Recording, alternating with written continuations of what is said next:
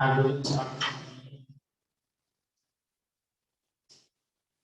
Hydrogen का पता है आपको एटॉमिक नंबर 1 होता है। उसके बाद देखते हैं आप isotopes. Isotopes of hydrogen. Hydrogen के 3 आइसोटोप्स होते हैं। इसको हम लोग बोलते हैं protium, protium, and this is deuterium, deuterium, और इसको बोला जाता है ट्रिटियम। ये प्रोटियम जब मास नंबर 1 रहता है तो प्रोटियम, मास नंबर 2 तो ड्यूटेरियम, और मास नंबर 3 रहता है तो ट्रिटियम इसको बोलते हैं। This is the isotopes of hydrogen. इसके बाद देखिए chapter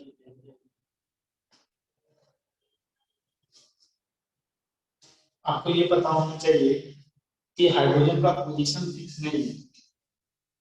position of hydrogen is not fix.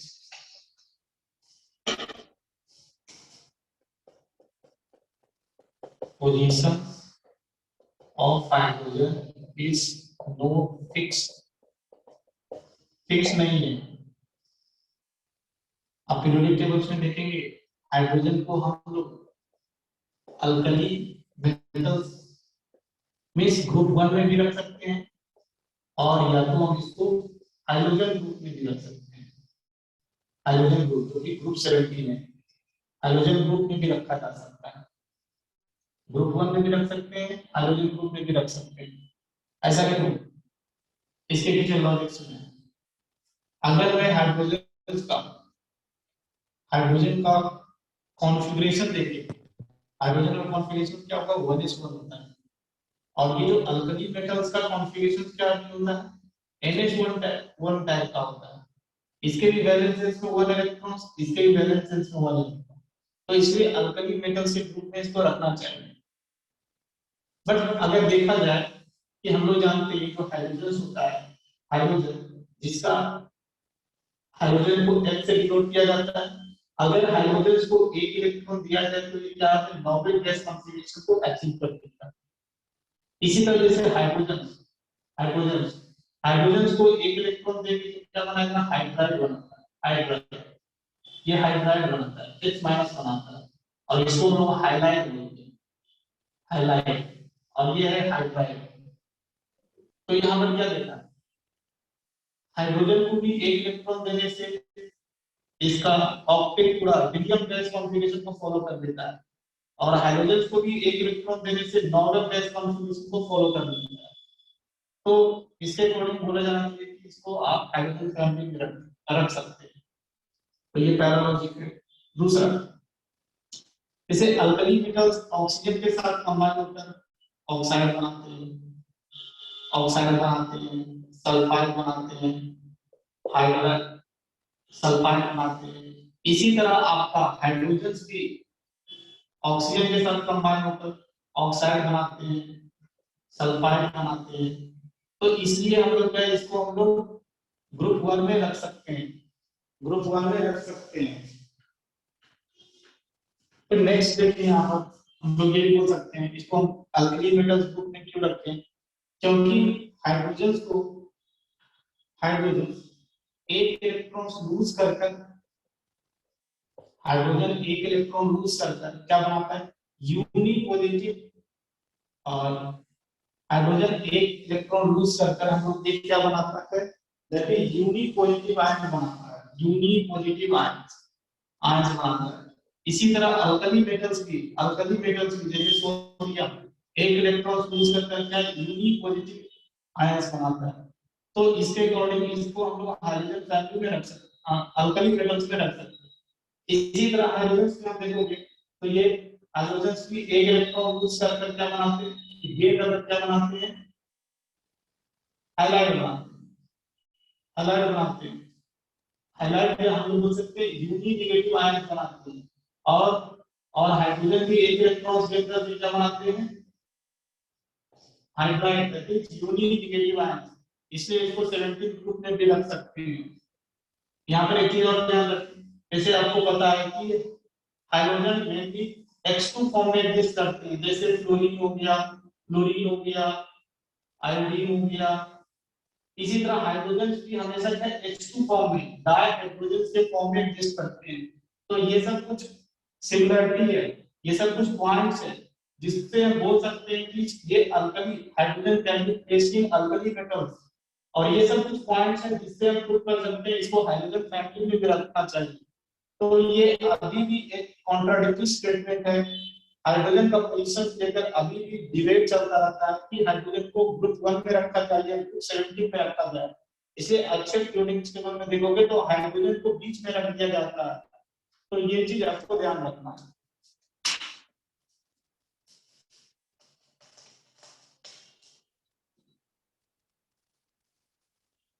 इसके बाद आगे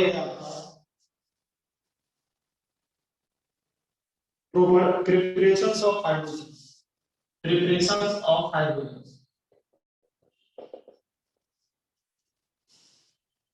ये समझ में आ रहा है नहीं? हाँ सर, समझ में आ रहा है। उसके बाद preparations of hydrogen, preparations of hydrogen, hydrogen का प्रिपरेशन कैसे करें। H2। तो सबसे पहला मेथड है that one is reactions of metals, reactions of metals with acid, mineral acid।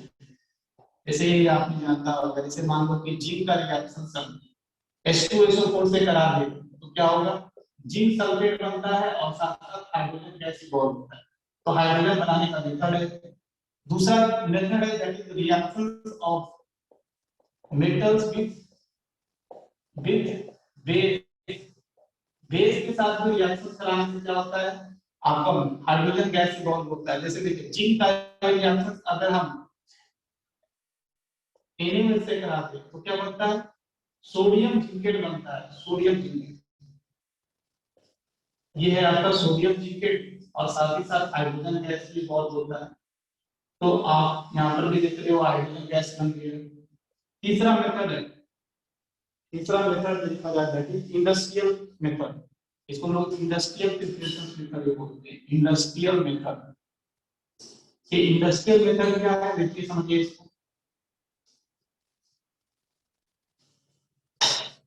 सबसे पहला है that is electrolysis of water. अगर आप वाटर का इलेक्ट्रोलिसिस कर दें तो भी आपको हाइड्रोजन गैस इवॉल्व हो जाएगा। ये आपने 9th टेंथ में पढ़ा होगा कि इलेक्ट्रोलिसिस ऑफ वाटर। तो ये कैसे देखिए समझिए। अगर आप वाटर का इलेक्ट्रोलिसिस करोगे तो क्या होगा, एनोड, एनोड जिसका पोलैरिटी क्या होता है, प्लस होता है। एनोड पर हमेशा ऑक्सीडेशन होता है। तो वाटर है, तो वाटर क्या होगा, वाटर का यहाँ पर ऑक्सीडेशन होगा। कैसे ऑक्सीडेशन होगा, ये वाटर हमेशा ऑक्सीडाइज कर क्या बनाता है, O2 गैस इवॉल्व होता है और प्लस 4 इलेक्ट्रॉन्स और प्लस 4 इलेक्ट्रॉन्स। चलो ये ऑक्सीडेशन हो गया। अगर वाटर का रिडक्शन करोगे तो क्या होगा, कैथोड पर क्या होता है, कैथोड का रिडक्शन होता है, रिडक्शन होता है हमेशा, ये ध्यान रखना है। तो यहाँ पर वाटर का रिडक्शन होगा, तो वाटर का रिडक्शन होगा तो क्या होता है, ये दो इलेक्ट्रॉन्स लेकर क्या बना देता है, hydrogen gas plus, hydrogen gas plus 2OH minus, 2OH minus. अगर इन दोनों रिएक्शंस को ऐड करने के लिए इस रिएक्शंस को यहाँ पर एक चीज बोल दिया, 4H प्लस भी होगा। इस रिएक्शन को ऐड करने के लिए यहाँ पर 4 इलेक्ट्रॉन लॉस हो रहा है, यहाँ पर 2 इलेक्ट्रॉन लॉस हो रहा है। तो इस रिएक्शन को 2 से मल्टीप्लाई करना पड़ेगा। मल्टीप्लाई करेंगे तो क्या होगा, देखो 4 इलेक्ट्रॉन कैंसिल हो जाएगा और यहाँ पर क्या बचेगा, देखो 2 वाटर और यहाँ पर 4 वाटर, यहाँ पर 2 वाटर और यहाँ पर 4 वाटर, टोटल क्या हो जाएगा 6 वाटर, 6 वाटर हो जाएगा। 6 वाटर इलेक्ट्रोलाइज होगा, ऑक्सीजन गैस मिलेगा, हाइड्रोजन गैस मिलेगा, 2 मल्टीप्लाई होगा इसके साथ और यहाँ पर देखो, यहाँ पर 4OH माइनस और यहाँ पर 4 वाटर, तो यहाँ पर क्या लिख सकते हैं, देखो यहाँ पर 4 और यहाँ क्या मैं 4 वाटर लिख सकता हूँ इसको, 4 वाटर, 4 वाटर, क्योंकि टोटल कितना हाइड्रोजन हो गया 4 और 4 8 और ऑक्सीजन भी 4 है। तो यहाँ पर देखो, यहाँ से क्या करो, 4 वाटर कैंसिल कर दो, तो फाइनल इक्वेशन जो होगा ये होगा। अगर वाटर का इलेक्ट्रोलिसिस करोगे तो कुछ इस तरह से बनता है, हाइड्रोजन गैस इवॉल्व होता है और ऑक्सीजन गैस इवॉल्व होता है। हाइड्रोजन गैस कहाँ इवॉल्व होता है, हाइड्रोजन गैस कैथोड के ऊपर इवॉल्व होता है और oxygen gas evolve at anode. तो ये चीज ध्यान रखना, कैसे वाटर का इलेक्ट्रोलिसिस करते हैं। तो यहाँ पर भी इलेक्ट्रोलिसिस करने से क्या देखा आपने, हाइड्रोजन गैस बना, हाइड्रोजन गैस बना। फिर उसके बाद नेक्स्ट मेथड देखते हैं।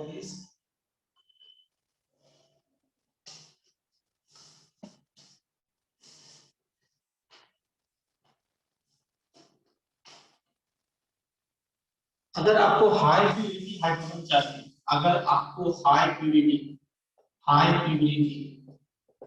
हाइड्रोजन की जरूरत है, तो आप क्या करोगे, हाई प्यूरिटी हाइड्रोजन कैसे मिलेगा, जब आप electrolysis of barium oxide, electrolysis of barium hydroxide, barium hydroxide का इलेक्ट्रोलिसिस करोगे, बेरियम बेरियम हाइड्रोक्साइड सॉल्यूशन का इलेक्ट्रोलिसिस करोगे, तो इसमें hydrogen high purity 99.9% pure hydrogen मिलता है, ये ध्यान रखना। तो ये अगर हाई प्यूरिटी हाइड्रोजन चाहिए तो electrolysis of aqueous solution of barium hydroxide. उसके बाद एक और रिएक्शन दिया हुआ है, उसको हम बोलते हैं coal gasification, coal gasification reaction, coal gasification reaction. ये बेसिकली होता क्या है, इसको समझे। ये जो रेड हॉट कूप होता है, रेड हॉट कूप, रेड हॉट कूप के ऊपर हम लोग स्टीम को पास करते हैं, स्टीम को पास करते हैं तो क्या होता है, क्या होता है, carbon monoxide plus hydrogen gas मिल जाता है, कार्बन मोनोऑक्साइड। इन मिक्सचर को ना हम लोग वाटर गैस बोलते हैं, क्या बोलते हैं, वाटर गैस। और कभी कभी इसको हम सिंथेसिस गैस भी बोलते हैं, सिंथेसिस गैस भी बोला जाता है। और शॉर्ट में इसको हम लोग सी गैस बोलते हैं, सी गैस। क्यों इसको सिंथेसिस गैस बोलते हैं, क्योंकि this synthesis gas is used for the synthesis of methanol और अदर हाइड्रोकार्बन, इसलिए इसको सिंथेसिस गैस भी बोला जाता है। तो यहाँ पर जो हाइड्रोजन मिला है, अगर इसका कॉन्सेंट्रेशन को बढ़ाना है, इसके प्यूरिटी को बढ़ाना है, इसके लिए क्या करना पड़ता है हमको, इसको हम लोग क्या करना पड़ता है, ये जो कार्बन मोनोऑक्साइड मिल रहा है, कार्बन मोनोऑक्साइड को, ये जो मिक्सचर मिल रहा है, इसको हम लोग फर्दर स्टीम के साथ, स्टीम से पास करते हैं, इस मिक्सचर को फर्दर स्टीम के साथ पास करते हैं in presence of some catalyst that is ferrous chromic, ferrous chromic. तो इससे क्या होता है ना, ये जो कार्बन मोनोऑक्साइड है ये कार्बन डाइऑक्साइड में कन्वर्ट हो जाता है, कार्बन डाइऑक्साइड में कन्वर्ट हो जाता है और प्लस हाइड्रोजन। इससे क्या हुआ, हाइड्रोजन का जो परसेंटेज हाइड्रोजन प्यूरिटी है बढ़ गया। तो इस ये जो रिएक्शन होता है ना, इस रिएक्शन को हम कभी-कभी शिफ्ट रिएक्शन भी बोलते हैं। इस रिएक्शन को कभी-कभी क्या बोला जाता है, वाटर गैस शिफ्ट रिएक्शन। यहाँ पर देख रहे हो कार्बन मोनोऑक्साइड कार्बन डाइऑक्साइड में शिफ्ट हो रहा है, तो इसको क्या बोला जाता है, this one is water gas shift reaction भी बोला जाता है। थर्ड स्टेप में क्या करते हैं ना, थर्ड स्टेप में हम लोग क्या करते हैं, चलो अब हम लोग क्या करते हैं, इस कार्बन डाइऑक्साइड को इजी स्क्रबिंग कर लेते हैं। स्क्रबिंग किसके प्रेजेंस में, अगर आपको इसको स्क्रबिंग करना है, बाहर हटाना है, तो इसको क्या करोगे आप, स्क्रबिंग करोगे with the help of NaOH। NaOH के साथ स्क्रबिंग करोगे तो क्या बना देगा, सोडियम कार्बोनेट बना देगा। सोडियम कार्बोनेट बनाकर नीचे सेटल हो जाएगा और आपको हाई प्यूरिटी ऑफ हाइड्रोजन मिलेगा। तो ये मेथड ध्यान रखना है, ये इस मेथड को क्या बोलते हैं, coal gasification, coal gasification method. तो ये मेथड ये हो गया, these all are the preparations of dihydrogen, hydrogen का प्रिपरेशन आपको बताते हैं। उसके बाद इस चैप्टर में और क्या इंपॉर्टेंट चीजें हैं देखिए।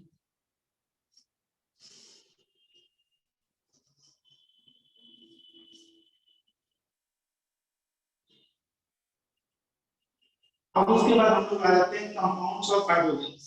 Compounds of hydrogen, compounds of hydrogen, compounds of hydrogen. तो सबसे पहले हम लोग देखते हैं हाइड्राइड। हाइड्राइड,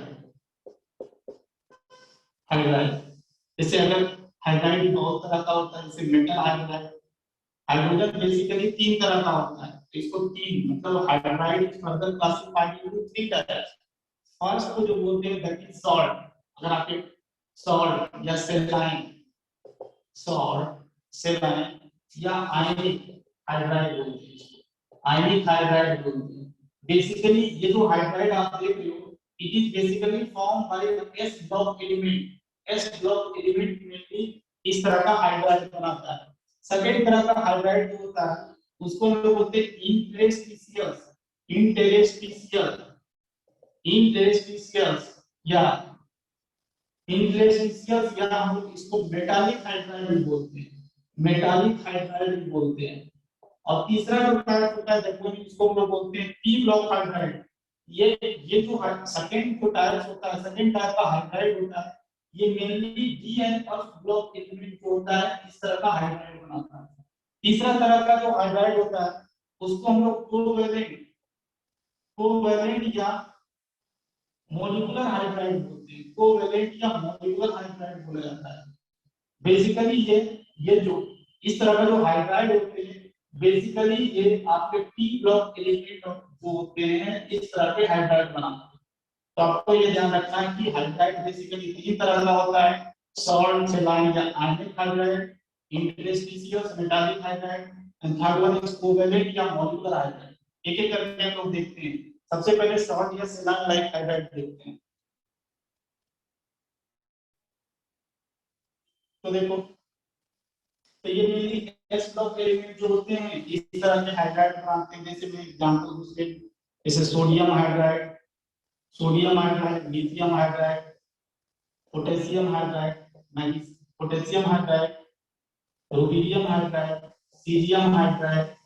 अगर और बात करूं, अगर beryllium hydride, magnesium hydride, calcium hydride, calcium, strontium hydride, barium hydride. इस तरह ये सब जो हाइड्राइड हैं, ये सब जो हाइड्राइड हैं, ये सब कैसे हैं? सॉल्ट लाइक सेलाइन या आयनिक हाइड्राइड। आपको ये ध्यान रखना है बेरिलियम हाइड्राइड और मैग्नीशियम हाइड्राइड जो होते हैं ना, ये प्रीडोमिनेंटली कोवैलेंट नेचर से होते हैं। ये सब क्या होते हैं? प्रीडोमिनेंटली कोवैलेंट नेचर के होते हैं। इसको छोड़कर ये जितने भी हाइड्राइड आपको दिख रहे हैं they all are ionic nature. और इन सब का जो लैटिस होता है, लैटिस होता है 12th क्लास में आपको पता चलेगा ये लैटिस क्या होता है। इन सब का जो लैटिस होता है NaCl से रिजेंबल्स करता है, NaCl के साथ मिलता है, इसलिए इसको बोला जाता है सॉल्ट लाइक सेलाइन हाइड्राइड्स बोला जाता है। और ये सब मेनली जो है आयनिक कंपाउंड है, इसलिए इसको हम लोग आयनिक हाइड्राइड भी बोलते हैं, accept BH2 and magnesium hydride. तो ये चीजें आपको ध्यान रखना है।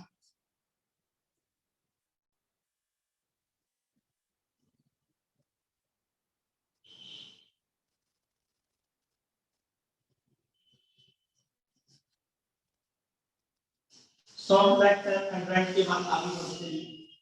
आगे नेक्स्ट वन है दैट वन इज इंटरस्टिशियस या मेटालिक हाइड्राइड। इंटरस्टिशियस या मेटालिक हाइड्राइड सेकंड तरह का हाइड्राइड जो है दैट इज इंटरस्टिशियस, या हम लोग इसको मेटालिक हाइड्राइड बोलते हैं। आपको मैं बता चुका हूँ कि ये सब जो हाइड्राइड होते हैं basically D and F block element वाले जो होते हैं इस तरह का हाइड्राइड बनाते हैं। तो हर एक मेटल्स का अपना एक लैटिस होता है। मान लो कि कोई एक मेटल्स है, आयरन है, तो आयरन का अपना एक लैटिस है, इस तरह का अपना एक लैटिस है। हर एक मेटल्स का अपना एक लैटिस होता है, अपना एक फिक्स अरेंजमेंट होता है, उसी को लैटिस हम लोग बोलते हैं। हर एक मेटल्स का अपना एक लैटिस है, ये लैटिस बना दिया। इसको ध्यान रखना, इस लैटिस में, इस मेटल का लैटिस में ये जो पॉइंट होता है ना, ये जो पॉइंट इसको हम लोग बोलते हैं लैटिस पॉइंट, इसको क्या बोला जाता है? लैटिस पॉइंट बोला जाता है। और ये बीच में जो जगह आपको दिख रहा है ना, इसको हम लोग क्या बोलते हैं? इंटरस्टिशियस, इंटरस्टिशियल साइड बोलते हैं। ये सब जो दिख रहा है ना खाली स्पेस, इसको क्या बोलते हैं? Interstitial side. तो इस इंटरस्टिशियल या मेटालिक हाइड्राइड बनता कैसे? तो ये जो हाइड्रोजन होता है ना, हाइड्रोजन बेसिकली छोटा साइज का होता है। तो हाइड्रोजन बेसिकली छोटा साइज का क्या होता है? क्या होता है? ये हाइड्रोजन आकर इस इंटरस्टिशियल साइड पर ट्रैप हो जाता है, ट्रैप हो जाता है। और ये ट्रैपिंग होने के कारण क्या होता है? आपका इंटरस्टिशियल हाइड्राइड बनता है। तो ये ध्यान रखिए कैसे बनता है। तो ये मैं बता दिया कि hydrogen due to smaller size occupy the interstitial site and therefore these hydrides are called interstitial hydride।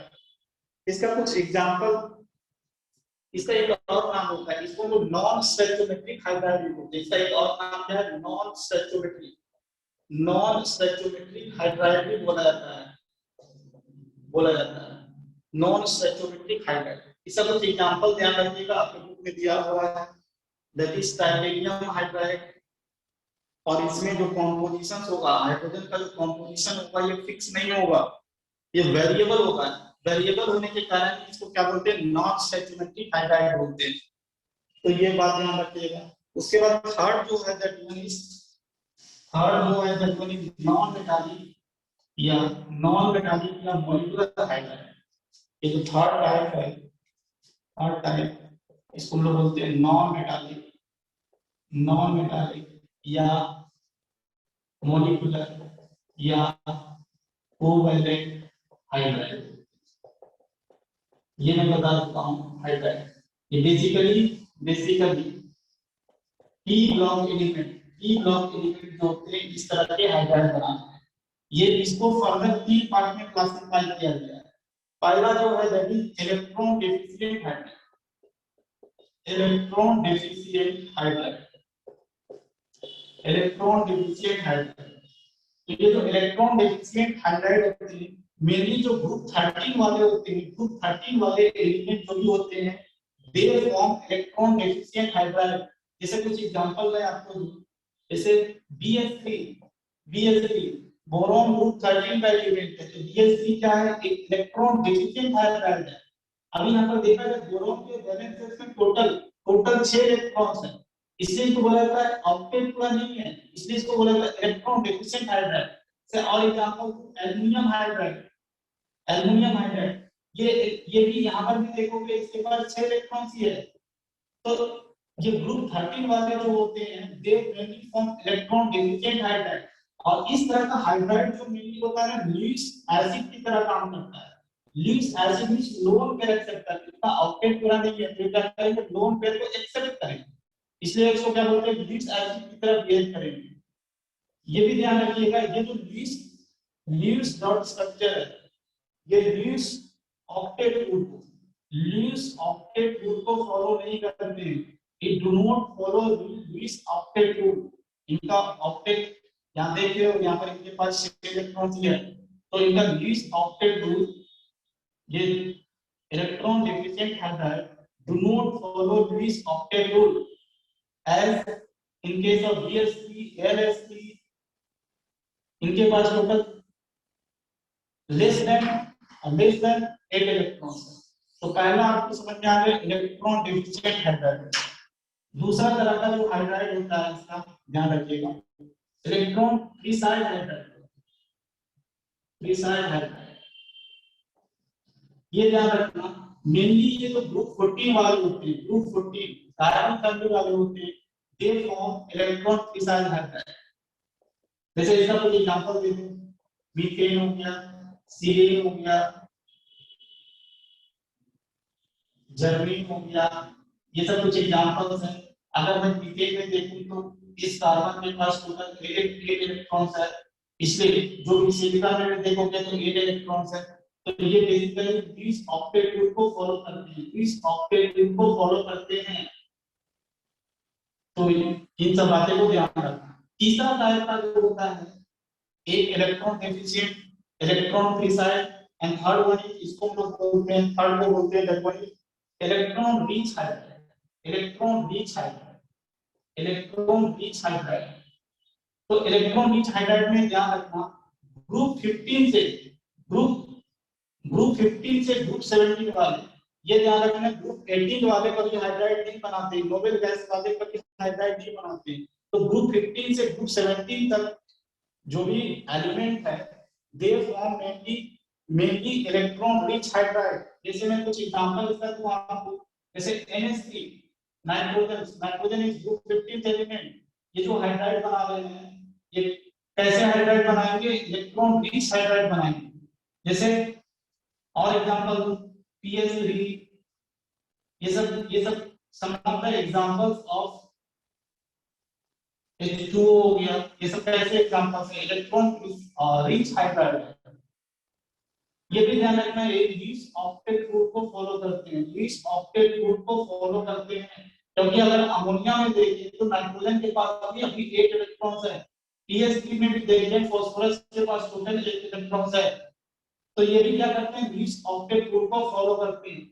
एक बात ध्यान रखना है कि ये सब क्या है लीस्ट बॉक्स, लीस्ट बेस की तरह काम कर सकते हैं, क्योंकि इनके पास पेयर ऑफ इलेक्ट्रॉन्स है। पेयर ऑफ इलेक्ट्रॉन्स होने के कारण क्या कर सकते हैं, they can donate to other element। तो ये सब लीस्ट बेस की तरह काम कर सकते हैं। तो ये नॉन मेटालिक हाइड्राइड भी कंप्लीट हो गया। तो टाइप्स ऑफ हाइड्राइड भी आपने देख लिया। आगे बढ़ते हैं।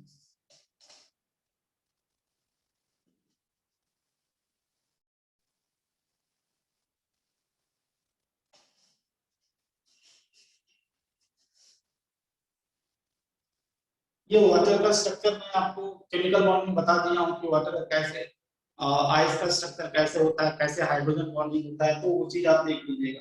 उसके बाद जो इंपॉर्टेंट आपको देख पा रहा हूं मैं hard water and soft water, यही hard water, hard and soft water.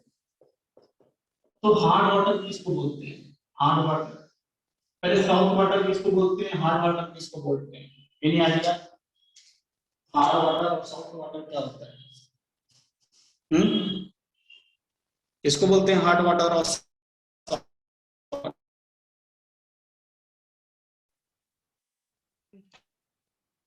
Hard water जिसमें calcium and magnesium ions present. हाँ बिल्कुल बिल्कुल बिल्कुल, जिसमें कैल्शियम और मैग्नीशियम आयंस होते हैं हार्ड वाटर। सबसे सिंपल सा डेफिनेशन बताना, सॉफ्ट वाटर किसको बोलेंगे, सॉफ्ट वाटर में अगर आप सोप डालोगे, सोप डालोगे, सर्फ डालोगे तो it will not generate, it will generate foam. ये क्या करेगा, it will generate foam. Foam means half. अगर आप सॉफ्ट वाटर के अंदर आप सर्फ डालोगे, सॉफ्ट पार्टिकल्स डालोगे तो it will generate foam. But hard water के अंदर क्या होगा, it will not generate, it will not generate foam. ये फोम जनरेट नहीं करता है। तो ये बेसिकली समझ में आ गया होगा। जिसमें फोम जनरेट होता है, दो तरह का पानी है, एक हार्ड वाटर है और एक सॉफ्ट वाटर है। तो हम दोनों में क्या करेंगे, दोनों में सर्फ डालेंगे। अगर इसमें फोम जनरेट हो गया दैट इज सॉफ्ट वाटर, और जिसमें फोम जनरेट नहीं हुआ उसको क्या बोलेंगे हम लोग, हार्ड वाटर बोलेंगे। अब ये समझना है कि जो हार्ड वाटर है, ये हार्ड वाटर भी दो तरह के होते हैं।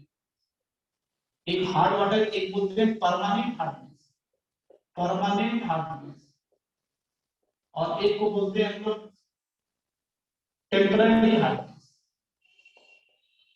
Temporary hardness.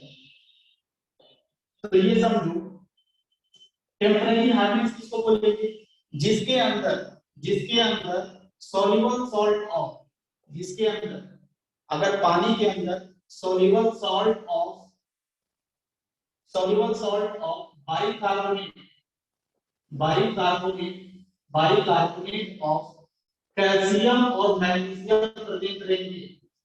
ऐसा पानी जिसके अंदर soluble salt of bicarbonate of calcium और मैग्नीशियम प्रेजेंट रहेंगे उसको हम बोलेंगे टेम्पररी हार्डनेस। दैट पानी, that water is called temporary, उस पानी के अंदर टेम्पररी हार्डनेस है। मतलब टेम्परेरी हार्डनेस के अंदर मेनली क्या होता है, कैसे सॉल्ट प्रेजेंट करते हैं, कैल्शियम बाइकार्बोनेट और या मैग्नीशियम बाइकार्बोनेट प्रेजेंट करते हैं। ये सब पानी के अंदर सॉल्युबल होते हैं। बट अगर हम परमानेंट हार्डनेस की बात करेंगे तो it contain soluble salt of chloride chloride or sulfate of calcium and magnesium।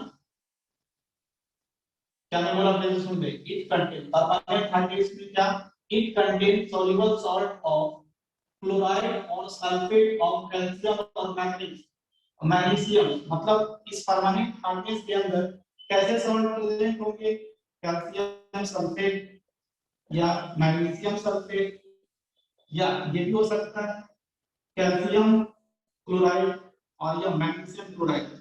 इस तरह के सॉल्ट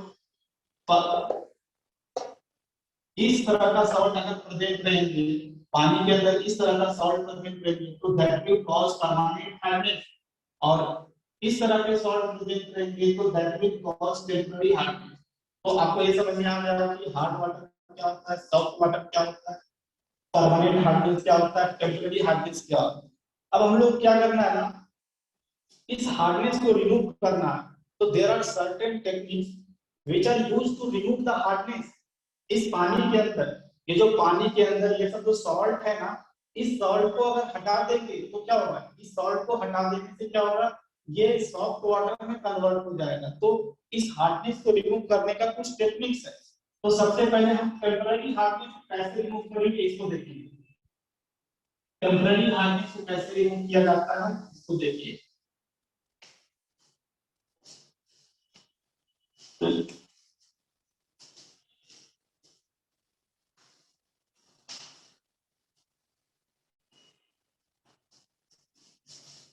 तो अभी क्या है कि रिमूवल ऑफ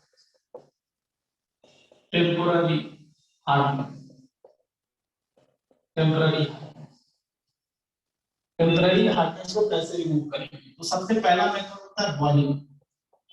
आप क्या करो, ये जो टेम्पररी वाटर है, टेम्पररी हार्डनेस है, मतलब जिसके अंदर कैल्शियम बाइकार्बोनेट और मैग्नीशियम बाइकार्बोनेट सॉल्ट प्रेजेंट है। तो बॉइलिंग करने पर क्या होगा, ये जो कैल्शियम बाइकार्बोनेट सॉल्ट है ना, ये कैल्शियम कार्बोनेट में कन्वर्ट हो जाएगा, प्रेसिपिटेट हो जाएगा। ये जो कैल्शियम बाइकार्बोनेट का पानी के अंदर सॉल्युबल था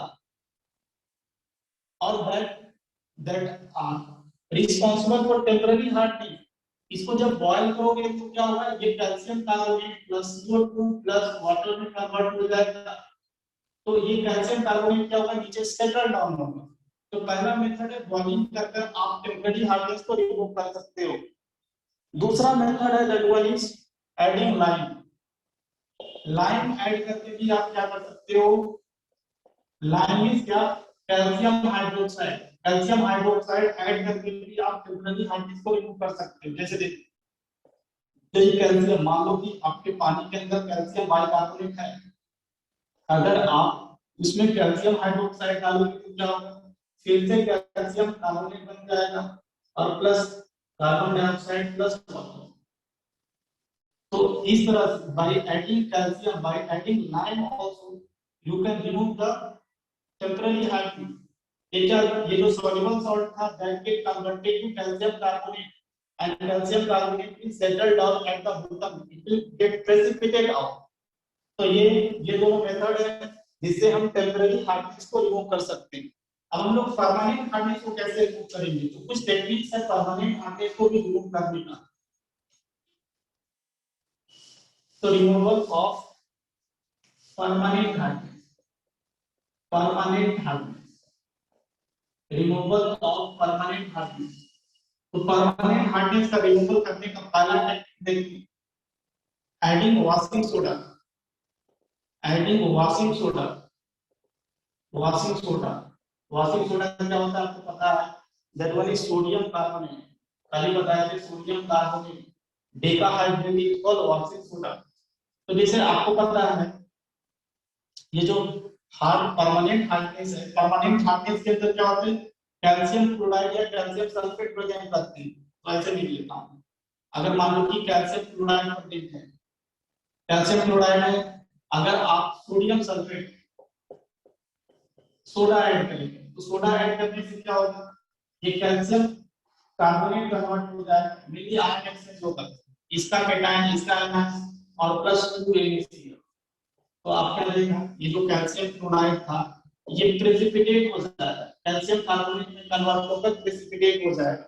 अगर मान लो कि इसके जगह पर मैग्नीशियम सल्फेट है, मैग्नीशियम सल्फेट है, ये आपके पानी के अंदर सॉल्युबल सॉल्ट है, इसको अगर प्रेसिपिटेट करा देंगे तो क्या होगा, आपका हार्डनेस रिमूव हो जाएगा। अगर आप इसके अंदर सोडियम कार्बोनेट डालोगे तो क्या होगा, ये क्या होगा, मैग्नीशियम कार्बोनेट कन्वर्ट हो जाएगा, जो कि प्रेसिपिटेट हो जाएगा, और प्लस सोडियम सल्फेट। तो एक पहला मेथड है, आप वॉशिंग सोडा ऐड करके परमानेंट हार्डनेस को रिमूव कर सकते हो। दूसरा मेथड है that one is Calgon method. Calgon Calgon method Calgon method. तो ये पहले समझना पड़ेगा कैल्कोन बोलते किसको हैं, कैल्कोन बोलते किसको है। तो कैल्कोन बेसिकली क्या होता है, sodium sodium hexa sodium hexa metaphosphate sodium hexa metaphosphate phosphate phosphate, इसको कैल्कोन बोलते हैं। फॉर्मूला क्या होगा, फॉर्मूला होता है Na2O3 होल 6, या आपके बुक वगैरह में देखोगे तो ऐसा लिखा रहेगा Na6P6ONT, यही है आपका कैल्कोन है, सोडियम हेक्सामेटाफॉस्फेट है। या कॉम्प्लेक्स फॉर्म में इस तरह से लिखा रहता है Na2Na4 PO3 होल 6, ये कॉम्प्लेक्स फॉर्म में लिखा रहता है। तो ये कैसे हार्डनेस को रिमूव करता है इसको समझिए, ये कैसे हार्डनेस को रिमूव करता है कैल्कोन मेथड।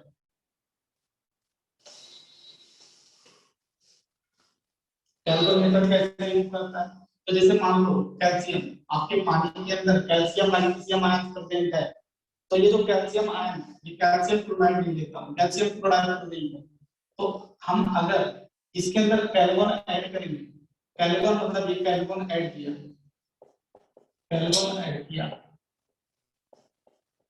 कैल्कोन ऐड किया, तो क्या होता है कि ये जो आयन्स होते हैं, कैल्शियम आयन्स होते हैं, इसके अंदर ट्रैप हो जाते हैं। इसका इसके ऊपर +2 चार्ज है, यहाँ पर टोटल इसके ऊपर +4 चार्ज है, तो दो कैल्शियम आयन इसके अंदर ट्रैप हो जाएंगे। रिएक्शन क्या होगा, कैल्शियम, ये रिएक्शन जो होगा Na4 कैल्शियम आयन इसके अंदर ट्रैप हो जाएंगे, कैल्शियम आयन इसके अंदर ट्रैप हो जाएंगे, और ये क्या होंगे, यहाँ से सोडियम निकलेंगे और यहाँ से Cl निकलेगा, फिर फाइनली और फिर क्या बनेगा, side product that is NaCl। तो आप क्या देखा, आपके पानी से कैल्शियम आयन का रिमूवल हो गया, कैल्शियम आयन इस कॉम्प्लेक्स के अंदर ट्रैप हो गए, बाहर नहीं निकल पाएंगे। इसलिए by using Calgon you can also remove the hardness, permanent hardness. तो दो मेथड बता दिया, बाय यूजिंग कैल्कोन और पहला था that is by using washing soda. Third method देखिए, परमानेंट हार्डनेस को रिमूव करने का थर्ड मेथड को हम बोलते हैं दैट इज जियोलाइट और परम्यूटिव मेथड। थर्ड जो है दैट इज परम्यूटिव और जियोलाइट मेथड। तो इस मेथड में क्या होता है इसको समझे आप। पहले परम्यूटिव, ये जियोलाइट किसको बोलते हैं, जियोलाइट बेसिकली होता है, this is basically aluminium silicate, this is basically aluminium silicate.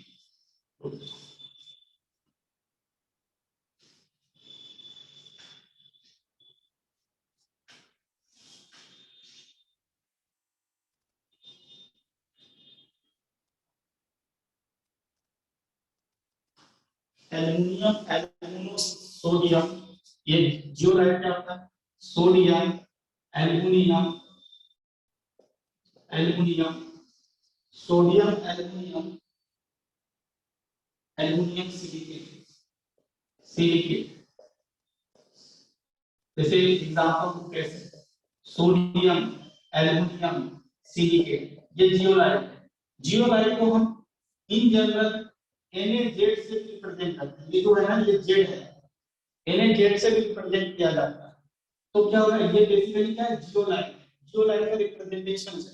तो जियोलाइट, तो हम क्या करते हैं, ये जो जियोलाइट है, हम क्या, इस जियोलाइट, ये जो जियोलाइट बेड है, हम लोग इसमें क्या करते हैं, हार्ड वाटर परमानेंट हार्डनेस वाला पानी इसके अंदर डालते हैं।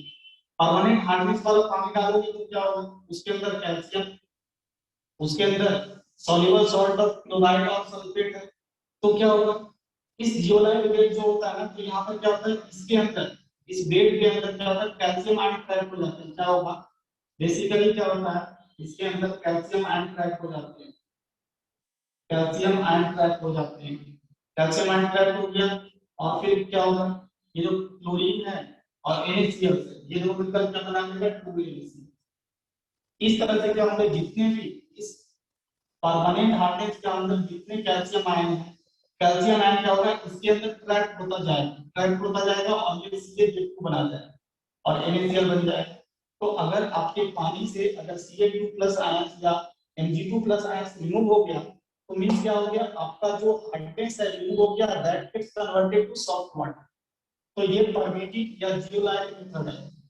कुछ देर के बाद क्या होता है, ये जो बेड होता है एग्जॉस्टेड हो जाता है। बेड जो जियोलाइट बेड होता है, ये इस तरह का पोरस होता है, ऐसा ये जियोलाइट बेड है। ये जियोलाइट बेड में क्या होता है, कैल्शियम आयन ट्रैप होता जाता है, कैल्शियम आयन ट्रैप हो जाता है और कुछ देर के बाद क्या होता है, एग्जॉस्ट हो जाता है। यूज आप उसको यूज नहीं कर सकते, तो इसको रीजनरेशन किया जाता है। कैसे रीजनरेशन किया जाता है, जो कैल्शियम Cl2 है इसको हम लोग NaCl से रिएक्शन करवाते हैं, NaCl से रिएक्शन करवाते हैं तो क्या होता है, ये जनरेट हो जाता है। फिर से क्या होगा, 2NaZ बना देगा प्लस प्लस कैल्शियम क्लोराइड। ये जो बेड है फिर से जनरेट हो जाएगा, रीजनरेट हो जाएगा। तो दिस इज परमिटिव और जियोलाइट मेथड। ये मेथड समझ में आ गया?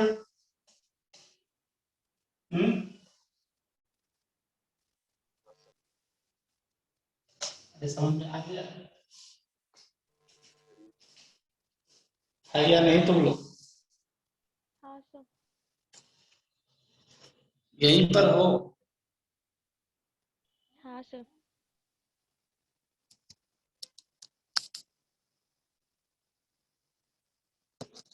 चलो इसमें एक मेथड और बचा हुआ है, आयन एक्सचेंज रेजिन मेथड। ये लास्ट, ये आगे भी मेरे साथ इसके बाद इस चैप्टर में कुछ भी नहीं है। जो था टाइप्स ऑफ हाइड्राइड था वो अच्छी तरह से बता दिया, हार्डनेस वाला टॉपिक अच्छी तरह से समझा दिया। लास्ट है that one is ion exchange resin method. तो ये जो आयन एक्सचेंज रेजिन मेथड होता है, रेजिन दो तरह का होता है, एक होता है केटायन एक्सचेंज रेजिन और दूसरा होता है एनायन एक्सचेंज रेजिन। ये क्या होता है, केटायन एक्सचेंज रेजिन और दूसरा होता है anion exchange resin. Cation exchange resin, anion exchange resin. Cation exchange resin जो मेनली होते हैं ना, ये ऑर्गेनिक, ये जो रेजिन होते हैं बेसिकली इट इज एसिड और base containing large organic molecules. ये रेजिन क्या होता है, कैसे सुन ले, इट इज एसिड और base containing large organic molecules. जैसे एग्जांपल RCOOH। तो ये क्या है, इसको मैं बोलते हैं cation exchange resin. Cation exchange resin को इन जनरल RNA+ से रिप्रेजेंट किया जाता है और ये एनायन एक्सचेंज रेजिन को जैसे देखो NH RNH2OH, तो इसको हम लोग क्या बोलते हैं, ये जो रिप्रेजेंटेशन हो गया this one is anion exchange resin. ये केटायन एक्सचेंज रेजिन और ये एनायन एक्सचेंज रेजिन। तो ये आयन एक्सचेंज रेजिन में क्या होता है, इस तरह का कुछ हम समझे। सबसे पहले हार्ड वाटर जो होता है ना, ये जो हार्ड वाटर है, हार्ड वाटर को पहले आप केटायन एक्सचेंज रेजिन से पास करते हो। आप क्या करते हो, केटायन एक्सचेंज रेजिन से पास करते हो, केटायन एक्सचेंज रेजिन से पास करते हो, रेजिन से पास करते हो। तो क्या होगा, इस हार्ड वाटर के अंदर जो भी कैल्शियम और मैग्नीशियम सॉल्युबल सॉल्ट प्रेजेंट है वो क्या होंगे, cation exchange resin. Cation exchange resin में एक बेड होता है, तो क्या होगा, उसके अंदर जो भी आयंस है, कैल्शियम और मैग्नीशियम आयंस है, इस केटायन एक्सचेंज रेजिन के अंदर फंस जाएंगे, ट्रैप हो जाएंगे। कैसे रिएक्शंस क्या होता है, ये रिएक्शन देखिए आप, ये जो भी कैल्शियम आयंस हैं, कैल्शियम आयन जो भी हार्ड वाटर के अंदर कैल्शियम आयंस हैं, और ये बेड मींस मेनली कैसे इसको रिप्रेजेंट करेंगे, RnH+ से। तो ये क्या होगा, ये इस तरह से रिएक्शंस होता है, और ये क्या होगा, कैल्शियम आयन इस बेड के अंदर ट्रैप हो जाएंगे, बेड के अंदर ट्रैप हो गए, यहाँ पर 2 कर दो, ट्रैप हो गए, और यहाँ पर क्या हो गया, H+, 2H+ और 2H+, हाँ सही है ना, यहाँ पर कैल्शियम क्लोराइड करो तो अच्छा लगेगा, प्लस 2Cl-, Cl-। तो अभी क्या होगा, जब आप हार्ड वाटर को केटायन एक्सचेंज रेजिन से पास करोगे तो क्या होगा, इस ये जो परमानेंट हार्डनेस था, पानी के अंदर जो भी कैल्शियम क्लोराइड या मैग्नीशियम क्लोराइड था, that get trapped in cation exchange resin, इस केटायन एक्सचेंज रेजिन में फंस जाए। तो ये कैल्शियम आयन क्या हो गया, कैल्शियम आयन यहाँ पर ट्रैप हो गया, फिर क्या बचा, यहाँ से निकला 2H+ निकला, और यहाँ से 2 क्लोरीन। फिर हम लोग फर्दर क्या करते हैं, ये जो पानी आपको ये जो मिल रहा है ना, ये कंप्लीट, ये परमानेंट हार्डनेस, ये पूरी तरह से हार्डनेस रिमूव नहीं हुआ। हम लोग इसको फर्दर क्या करते हैं, फर्दर इस केटायन एक्सचेंज, अगर आपको पीने लायक पानी चाहिए, तो इस केटायन एक्सचेंज रेजिन जो पानी है, उस पानी को केटायन एक्सचेंज रेजिन के बाद हम लोग एनायन एक्सचेंज रेजिन में भेजते हैं, एनायन एक्सचेंज रेजिन में भेजा जाता है। इस एनायन एक्सचेंज रेजिन में भेजने का क्या होगा, ये जो Cl- है ये ट्रैप हो जाएगा। कैसे रिएक्शन होता है, रिएक्शन देखिए, अगर आप ये जो 2H+ और 2Cl- है, अगर उसको आप एनायन एक्सचेंज रेजिन से पास करोगे तो फाइनली क्या होता है, ये RNH3 Cl बन जाता है, प्लस वाटर बन जाता है। तो ये जो भी कैल्शियम आयन था, इसके अंदर ट्रैप हो जाएंगे, इस एनायन एक्सचेंज रेजिन के अंदर ट्रैप हो जाएंगे, और आपको पीने लायक पानी मिलेगा, ड्रिंकेबल वाटर मिलेगा। तो ये method that is called ion exchange resin, इसको आयन एक्सचेंज रेजिन बोलते हैं। इसके अंदर 2 प्रोसेस होता है, एक केटायन एक्सचेंज बेड होता है और एक एनायन एक्सचेंज बेड होता है। केटायन एक्सचेंज बेड का फंक्शन बता दिया पहले, और उसके बाद एनायन एक्सचेंज बेड का भी फंक्शन बता दिया। तो ये भी आयन एक्सचेंज रेजिन भी ओवर हो गया।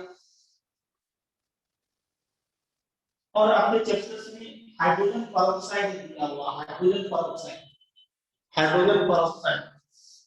तो हाइड्रोजन पेरोक्साइड का फॉर्मूला क्या होता है, हाइड्रोजन पेरोक्साइड पता है, हाइड्रोजन पेरोक्साइड H2O2 को हाइड्रोजन पेरोक्साइड बोलते हैं। तो हाइड्रोजन पेरोक्साइड का प्रिपरेशन देखिए पहले, प्रिपरेशन हाइड्रोजन पेरोक्साइड को कैसे बनाते हैं।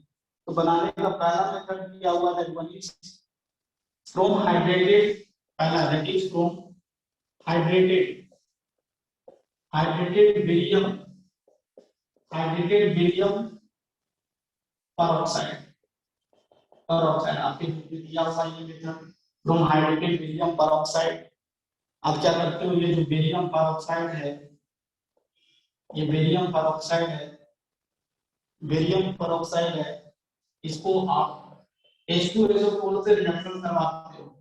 रिएक्शन करवाने से क्या होगा, रिएक्शन करवाने से बेरियम आपके प्रेसिपिटेट हो जाता है, नीचे बैठ जाएगा, और प्लस वाटर मिलता है, और प्लस हाइड्रोजन पेरोक्साइड मिलता है। तो ये हाइड्रोजन पेरोक्साइड बनाने का मेथड है। दूसरा मेथड है, उसको हम लोग बोलते हैं electrolysis of, that is electrolysis of H2SO4। H2SO4 का इलेक्ट्रोलिसिस करोगे, एनोड कैथोड बनाकर उसकी इलेक्ट्रोलिसिस करोगे, उससे भी आपको क्या होता है, हाइड्रोजन पेरोक्साइड मिलता है। तो इसमें कैसे क्या रिएक्शन होता है आप समझे, पहले सुन ले कि जब भी H2SO4 सॉल्यूशन को इलेक्ट्रोलिसिस करते हैं लंबे टाइम के लिए, तो क्या होता है, इसमें ये रिएक्शन होता है। जब आप लंबे समय के लिए इसमें इलेक्ट्रोलिसिस करोगे, इलेक्ट्रोलिसिस करने से क्या होता है, सबसे पहले मार्कर एसिड बनता है हाइड्रोजन, ये मार्कर एसिड है, इसको हम लोग क्या बोलते हैं, dihydrogens, this is called marker acid, ये मार्कर एसिड +2 इलेक्ट्रॉन्स। फिर ये क्या होता है ना, अगर इसको फर्दर आप अगर वाटर के साथ रिएक्शन करवाओगे, इलेक्ट्रोलिसिस करवाओगे तो फिर क्या होता है, यहाँ से हाइड्रोजन पेरोक्साइड बन जाता है, हाइड्रोजन पेरोक्साइड बन जाता है और +2H2SO4 आता है।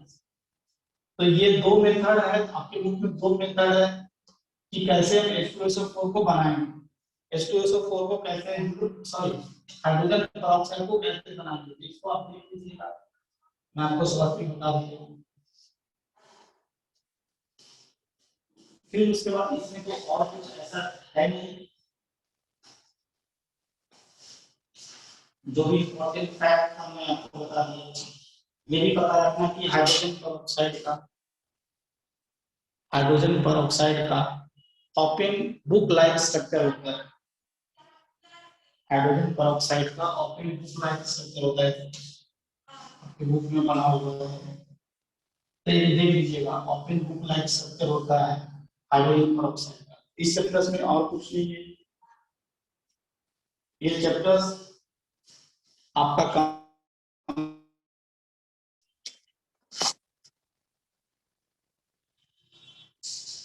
इस चैप्टर्स में ना और कुछ नहीं है, इसको जो भी इम्पोर्टेंट फैक्ट था मैं आपको बता दिया। ओके तो ये भी हाइड्रोजन चैप्टर्स भी मेरी तरफ से कंप्लीट है। अब तो कुछ नहीं बचा ना केमिस्ट्री में। नहीं हाँ, तो अब क्या होगा, अगर कोई डाउट होगा तो अब अपने मतलब ग्रुप में या जो भी अभिजीत सर को कंसल्ट कीजिए, अगर आपको एक्स्ट्रा क्लास की जरूरत है तो, कोई अगर टॉपिक समझ में नहीं आ रहा है तो, that completes your chemistry syllabus. Okay, okay sir. चलो, thank you everyone. Thank you, sir.